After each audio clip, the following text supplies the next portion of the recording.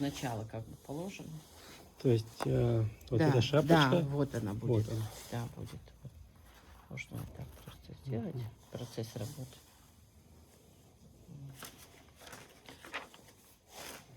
То есть вот фотографии из сауны прямо в полевых Да, условиях да, сделано. да, да, да. Это вот Вот рисунок. эскизы с этих полевых условиях, что сделаны фотографии, вот с них сделаны вот эти эскизы. Вот. Это уже то, что мы отмывали.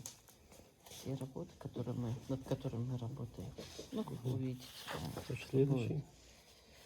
будет. Это мужская часть. Это мужское, да. Это женское платье с застежкой металлической или серебряной на груди. Вот она. Этот мужской кафтан, коутл. Я думаю, что это вот. Это все то, что было найдено в Цёринских захоронениях. То, что ты фотографии присылал. То, что делал, это вот с них сделано. Вот эти ноговицы. Кожаная обувь. Холщовые ноговицы. Что надо делать, скажи. Так, это Это пояс. ремень. Оттуда же, да. Этот ремень оттуда. Вот они, как они были, на эти ноговицы. Кожаные армячи, наверное. Вот они тоже такие же отдельно. Мячушки. Пинцетик с поясом. Это все висело на поясе. Да, висело. Это детский курхарс.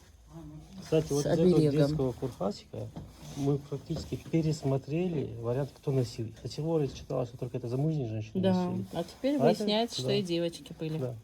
Это обереги были. Вот он лежал в этом курхарсе, когда мы отмывали, нашли его. Это платье, которое не сохранилось, можно сказать, по частям, просто собрано из элементов и восстановлено вот по тем элементам, которые мы нашли, которые мы реставрировали.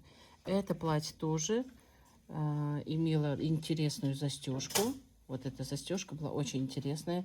Здесь идут воздушные петельки, пуговки, фитинги сделанные. И вот здесь колокольчик, опять же, с кожаной петлей. И вот фиксировалась вот этот колокольчик. Это все вышивка. На рукавах вышивка, по подолу вышивка. Платье очень интересное, красивое. Сукно темного цвета.